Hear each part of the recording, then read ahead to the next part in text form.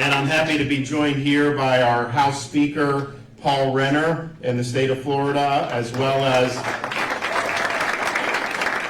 we have Representative Demi Busada Cabrera, who authored the legislation that we're going to talk about today, our FDOT Secretary, Jared Perdue, Florida Turnpike Executive Director, Nicole LaCourie, and then you're going to hear from one of our residents, Deborah Fernandez, small business owner and mom here in Fort Lauderdale. And so why are we here? Well, in September, I was down in South Florida. I think we were in, I know we were in Miami-Dade. Were you in Sweetwater, or where, do you guys remember? Some of you guys remember. Was it Sweetwater? So we were down there, and we had announced, we were in the process of announcing a number of initiatives designed to relieve the burden of inflation on Floridians. And if you think, like they said, oh, it's only 7.1%, well, that's still higher than it's ever been in a long time before the last year and a half. And so this has been really, really significant for a lot of folks. We did in last budget, we did a lot of great tax relief for people. We've been working on different ways that we were able to make a difference. But one of the things that we knew that we could make a difference on for people, because when you have inflation, you can decide, well, maybe I'll do without this or do without that. But there's certain things that you just got to do. So, when you go to work, the gas, you pay for the gas, right? So we did a gas tax holiday. When you're going to work in places in many of our metro areas like Southern Florida, Orlando, some of those, you get hit with tolls as you're going to and from work every day. And so we said one of the things that we can do to really make a difference for people, to alleviate the burden of what you're seeing with the inflation, is to do some major toll relief for our commuters. And so I came down to South Florida 3 months ago, September, and I said, we are going to do for all of our commuters, we're going to work to institute a program to give you a 50% reduction in all tolls. And that is something that's very ambitious. It's something that a lot of people thought was good, but people, you often have people run for office and they promise a lot of things. How many times do they actually deliver on a lot of this stuff? Not very often. So for us, we really believe in producing results, and when we come out and say we want to do something, we follow through. So not only did we make the proposal, we worked with Jared Perdue at FDOT to make sure that we had kind of the logistics, because basically what it is, any toll facility in Florida, and you see the map and you see this here, as long as it could accept one of the SunPass or transponders, you charge it, and once you reach the threshold, I think it's 35 charges a month, then they send you the rebate for 50% at the beginning of the next month. And so that's statewide. Not all of this is run by FDOT, so they're working with the other expressway authorities for them to implement this program, but they're going to do it. And so you're going to end up in a situation, we've got folks, particularly in Southern Florida, that spend more in tolls in a month than they do paying for their car loan. Hundreds of dollars. Some people pay $400 or $500 on tolls. Many people pay $200, $250 on tolls. So you're going to end up in a situation, this is going to be $500 million of toll relief for commuters in the state of Florida. And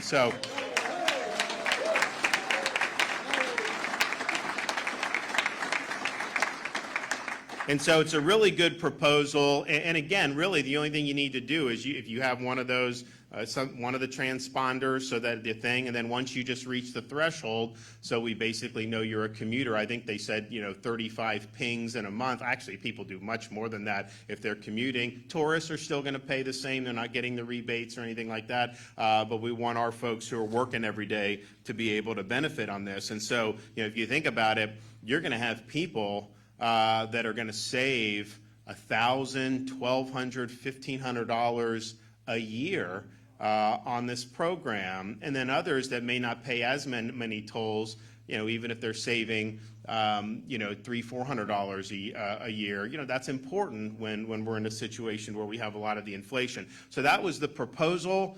We wanted to do it, and we actually had the election, of course, November.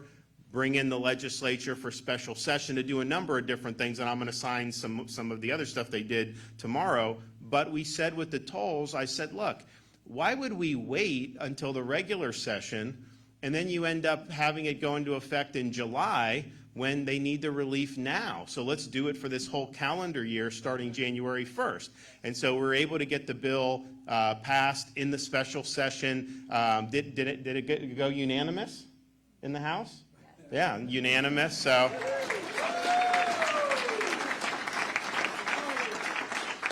So we got both Republicans, and the Democrats.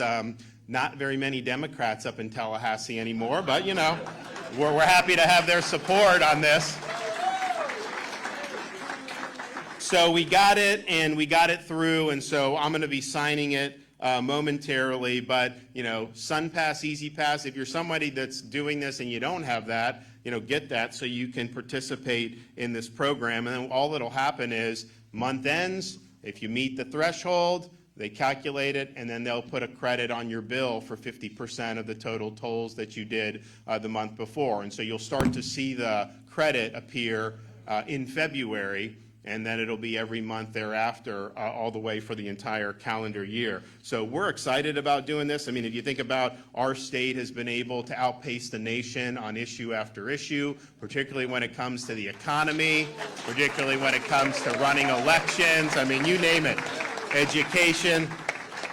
And so we're happy that there's a lot of interest in investing in Florida. We're happy that there's a lot of opportunity in Florida. We're happy that our states run much better than a lot of these other states that have driven a lot of their residents out of their states because of mismanagement. But at the same time, as much as we are this little fiefdom of freedom down tucked away in southeastern part of the United States, we have to deal with federal policies. We have to deal with what the Fed is doing by raising interest rates. We got to deal with all the inflationary spending that Congress has been doing. And so we're taking action to be able to protect people from that as best we can. And so I'm happy that we were able to deliver on yet another promise that we made. And we're able to do this in part because we have a record budget surplus. And the thing about it is you don't want to be running deficit, of course, but when your surplus gets too big, it's like, okay, we need to get this back to the taxpayer. So this is one thing we're going to do, but we are going to do much more in terms of tax relief for people throughout the state of Florida. So stay tuned on that. We're going to be able to, in the spring, come back and sign really significant tax relief legislation across a wide variety of things. And so I'm looking forward to doing that. I'm looking forward to working with the legislature to really keep putting major points on the board. But this one is, we're here just a few months ago promising this, and then today we're signing it into law, and then starting January 1st, the program will be active. So that's quick results, and that's getting things done. So we're going to hear from a few folks, and then I am going to go sign the legislation and make it official. So we'll hear from our FDOT Secretary, Jared Perdue.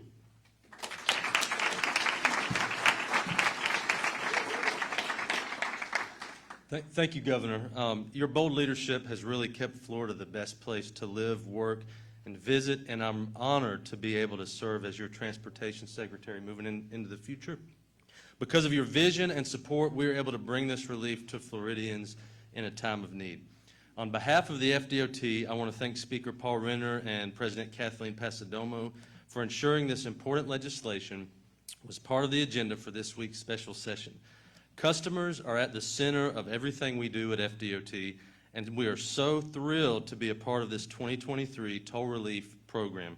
The SunPass Savings Program that you may remember was introduced by Governor DeSantis back in August, but the Florida Toll Relief Program that we're talking about here today provides even more relief for Floridians.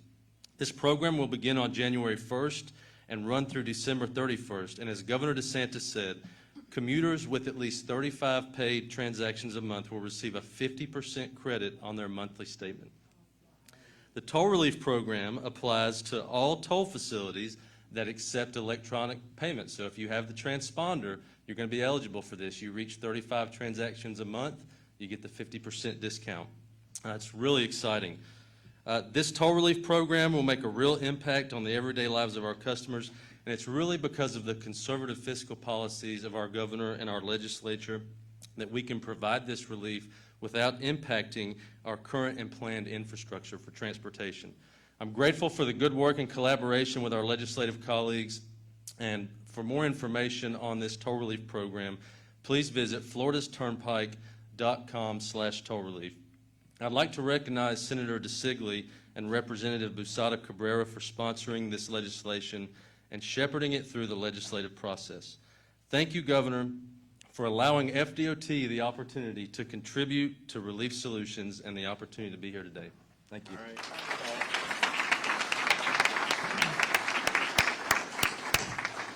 Well, we find ourselves in a situation with an affordability crisis that was not of our own making. We have a federal government that borrows and spends trillions of dollars and puts us further and further in debt and creates an inflationary situation that we're in today. But in Florida, we're going to address those affordability issues, and today is only the first of many instances in which we're going to bring relief to working men and women who don't have the luxury of sitting at home and zooming into work every day. They have to get in a car and go to work to make this economy work and to help keep Florida the great state that it is. And so I am very proud of the work that Representative Demi Busada Cabrera did to bring this bill through the House committees and to the House floor successfully, and commend her and the other members of our delegation here in South Florida that this meant so much to. First and foremost, though, I want to say that this governor cares passionately about this bill, and his priority is, again, those working men and women who are getting crushed by the inflation that's being driven by Washington, D.C., and recognizes that with every way possible, we have to make sure we're bringing relief to the men and women of Florida. And so I promise you, in this legislature, and the governor's alluded to some tax relief and other things, we are just getting started.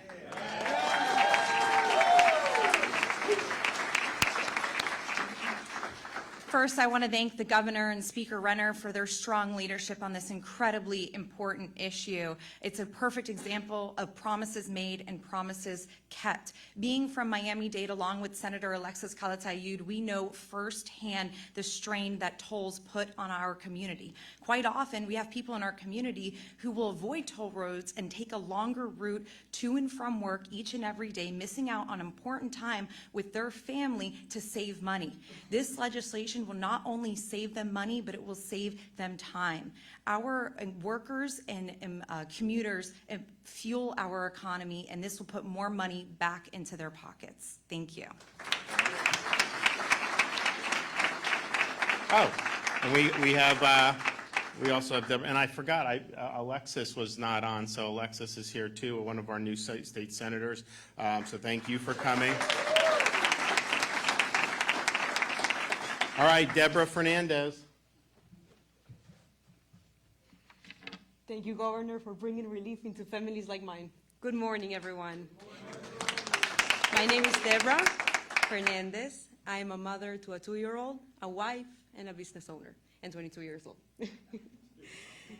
Alongside my husband, during the pandemic while we were pregnant, we decided to start our own business in order to help other small business owners get their goods into multiple marketplaces as well as trading shows. Before my son became one, I started noticing developmental delays and made the decision to seek for immediate intervention. After looking everywhere for the right place, we found it. Unfortunately, an hour away from our home. We all know that Florida is notorious for its traffic, making it crucial to have to take tolls, express lanes, and so on, in order to be on time for our responsibilities. Our commutes daily range from Fort Lauderdale to Aventura, to Hialeah, and twice weekly to Coral Gables for our son's appointments, bringing us up to a monthly average of hundreds of dollars in tolls.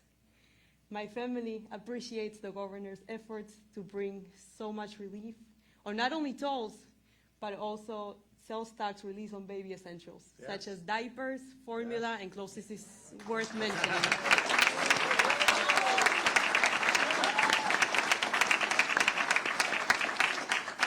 We're extremely grateful that our governor is on our side, helping families like me and yours. Thank you for your time. All right, we're going to make it official right now.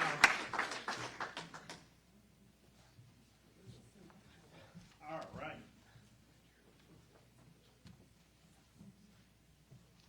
First bill signing in a while.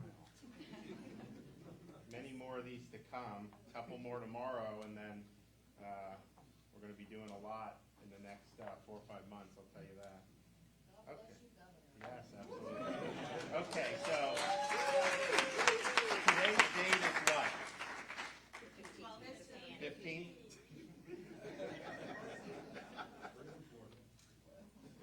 Yeah, I mean. Pull the trigger on those Amazon Christmas orders, otherwise. Get there in time. All right, who wants one?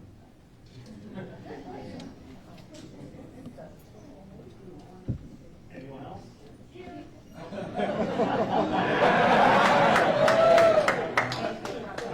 All right, good.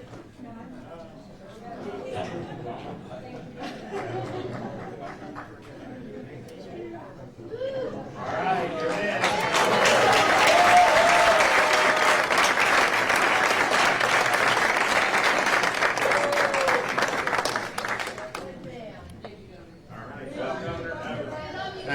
As we said, $500 million in relief, but this is just the beginning, and we're going to be doing a lot more in the ensuing weeks and months. And with that, happy to take a question or two. Yes, Governor DeSantis, we thank you for convening the COVID vaccine accountability roundtable. And I asked, there were public officials like the mayor of Orlando, the supervisor of elections down here that implemented vaccine mandates for public employees. Will those public officials also be held accountable? And will you also be looking into the hospitals and their protocols that may have contributed to death as well?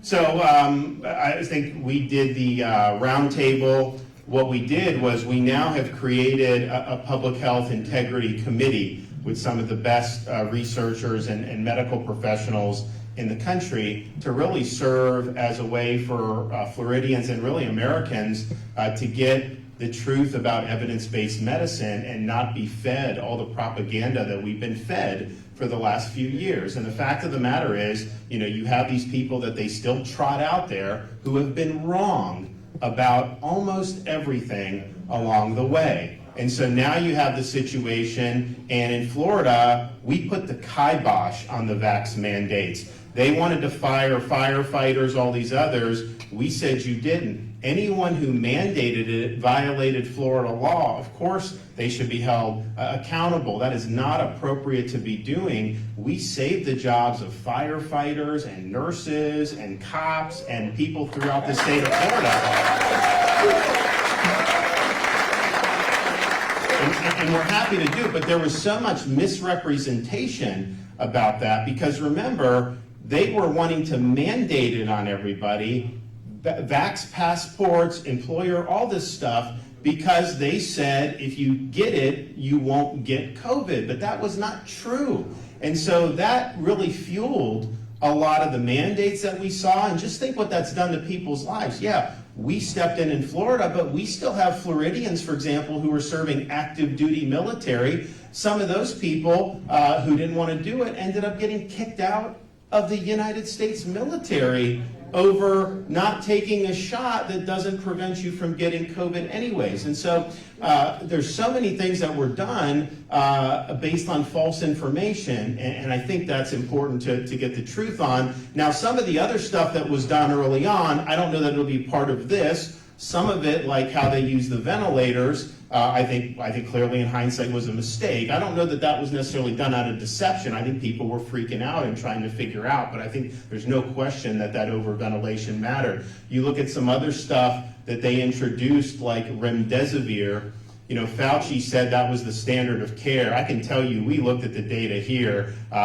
We saw no benefit from it. And obviously, you may have had some negative impacts from it. So that was something that Fauci was talking about and really pushing on, and that turned out, not to be something that was viable. So, but bottom line is, I think people have the right to the truth. I think people have the right to the accurate data, and that's really what we're looking to deliver.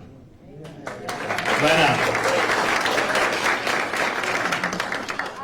sounds like you'll be signing the property insurance changes tomorrow. A little bit about that.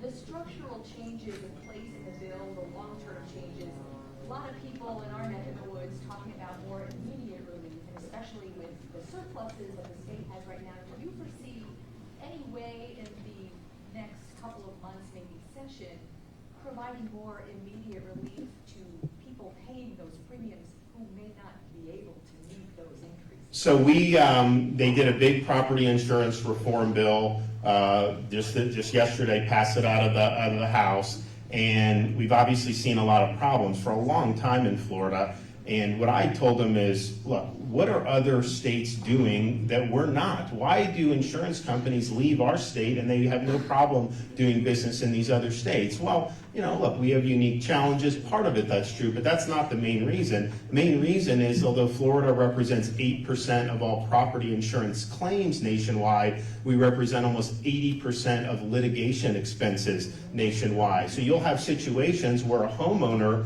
will get a $20,000 settlement from an insurance company and the attorney will get $400,000.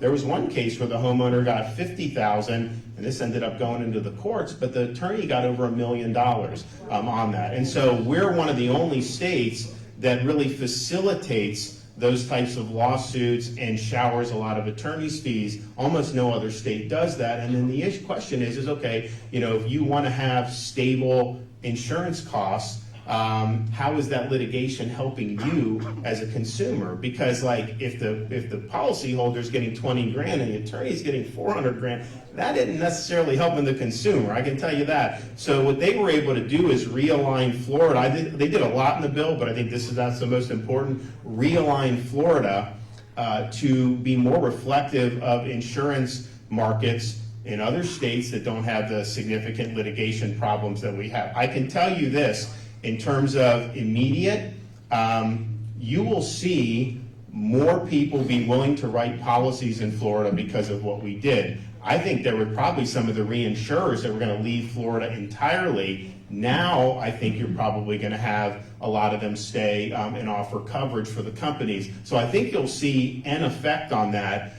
We've also did things last special session in May. We did the My Safe Florida Home program where we so this money's available. People can get grants to make improvements to their homes, and then they do get a reduction in their premiums. And so that would be something that we would fund more of if there is the demand for it.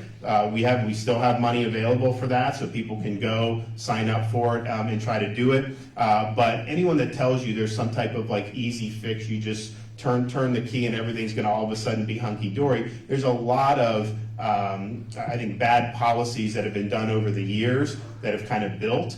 And so now we're in a situation of trying to land this in a way that's going to be stable and where people are going to be able to actually afford. And so I think what they did was really far-reaching. I think it's going to have a positive impact, but absolutely we'll look in the spring. We'll see what the market looks like then. It could be something that we address further. Anybody else? Yes, sir. Are you willing to take the lead regarding a heartbeat bill for Florida? I'm willing to sign great life legislation. That's what I've always said I would do. Thank you so much for coming on. My family were small owners of a photography business. We opened in the state saved us. So my parents have 7 kids, and the oldest of all of them, and we're able to feed them thanks to you. So thank you. My question is, I'm a newly married man. I got married at 19 years old. I'm 20 now, and I can't carry a gun.